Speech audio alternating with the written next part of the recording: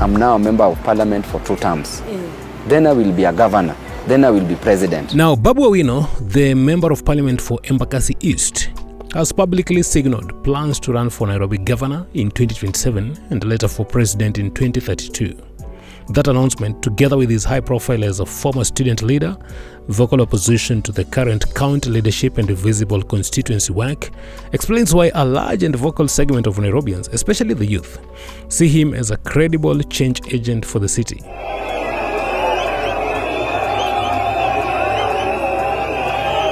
At the same time, criticisms of Governor Johnson Sakaja of a performance, stalled ward projects, and a brewing impeachment mood have created an opening for challenges. Only add one thing to what he's saying.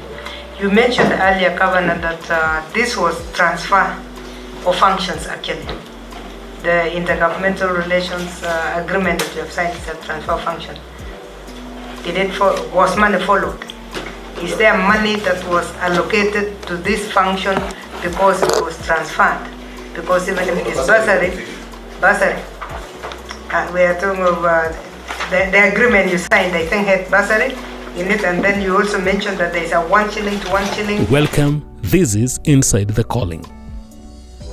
Supporters say Babu's record in Embakasi East, for example, bursaries, local infrastructure, youth programs, and activism, plus his national visibility, make him a natural contender for the city.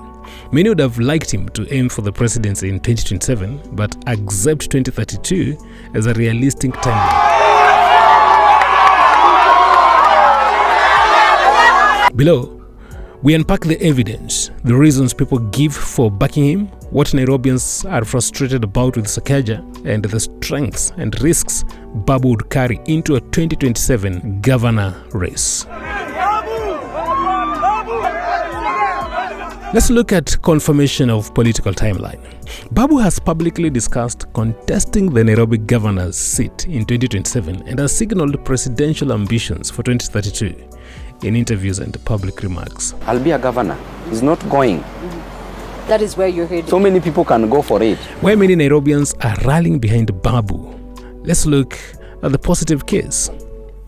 Now, we have the proven public profile and the mobilizer for youth. Babu's profile began as an energetic and confrontational student leader for SONU in the University of Nairobi and later translated into national and youth-focused visibility in parliament. He was ranked in 2025 among influential youth leaders in Africa, a signal that many young people see him as a voice that represents them. Supporters often point to his public advocacy on student funding, jobs, and youth rights when explaining their loyalty. What about tangible constituency work that people notice on the ground? In Embakasi East, he has emphasized bursaries, stroke education support, local roads and small infrastructure projects, and public events that are politically visible and directly affect residents. For example, the national government CDF disbursement claims, bursary campaigns and roadworks have been showcased in local media and his channels. Supporters view that hands-on track record as a proof he can deliver basic urban services at city scale. There is also the issue of an image of energy, confrontation and accountability. Many Nairobi youth and activists equate Babu's outspoken style with accountability. He publicly criticizes national and county leadership, organizes protests, or pushes contentious debates which appeals to voters who want visible pushback against perceived impunity.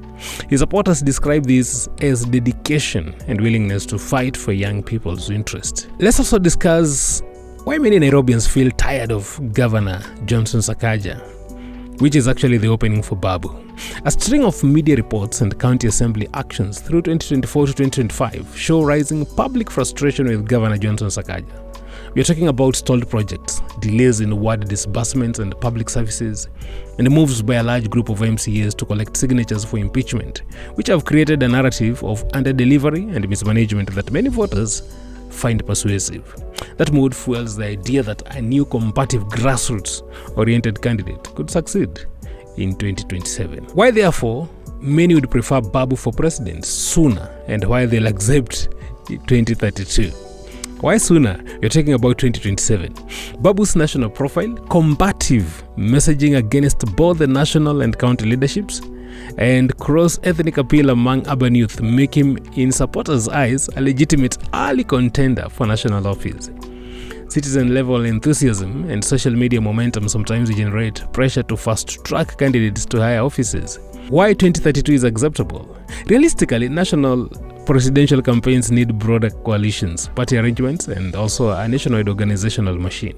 Supporters commonly accept a 2032 presidential bid after Babu gains executive experience running in Nairobi, which is a sensibly plausible stepping stone, and after building alliances beyond his current base. In other words, many would have liked a 2027 tilt, but see value in fast taking City Hall to build credibility for a national race. So what Babu has done in Embakasi East that supporters point to as a proof he can govern Nairobi. Key examples publicized by his office and reported in the media. We have education support. We are talking about bursaries, public announcements and events showing large bursary disbursements to students in his constituency. A highly visible vote reinforcing activity. Local infrastructure, constituency road repairs, sewer lighting works, and small-scale public works often promoted through social constituency channels. Residents cite these as concrete service delivery, though independent auditing and detailed budget analysis are less publicly available. There is also constituency-level funds, management and visibility. He has used NGCDF and public fundraising to finance local initiatives and uses public events to highlight what he considers his record. Why the youth back him beyond personality? We have the issue of relatability and origin story. He rose from student leadership and often frames policy debates around education, jobs and youth inclusion, issues that matter to Nairobi's large young population. Recognition as a youth leader. Awards and rankings, regional youth influence and recognitions reinforce the message that he is a leading youth voice. And of course, active outreach, regular rallies, town halls, online engagement, and visible constituency programs give younger voters regular touchpoints that other politicians sometimes lack. Therefore, what are the risks, weaknesses, and counter-arguments that confront Babu Owino? Style and administrative capacity. Supporters praise his fighting spirit. Critics ask whether that combative style will translate into the coalition building and administrative competence needed to run a complex city like Nairobi.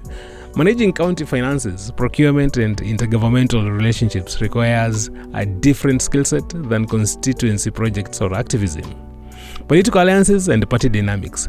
Winning Nairobi and later national bid requires party structures and cross-ethnic alliances. Babu's base is strong among the youth and parts of Nairobi, but expansion beyond that base will be decisive and difficult. So, the likely political dynamics in 2027 if Babu runs for governor.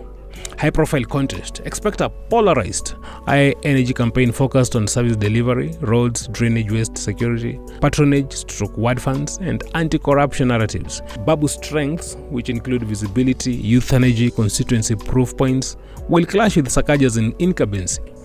Advantages: state resources, alliances, but Sakaja's weakening standing, impeachment motions, MCA frustrations reduces the incumbency's automatic edge. Therefore, to bring it to a close, a substantial and vocal portion of Nairobi residents, especially young urban voters, support Babu Owino because he combines visible constituency delivery, national activist credentials, and an image of confronting the status quo.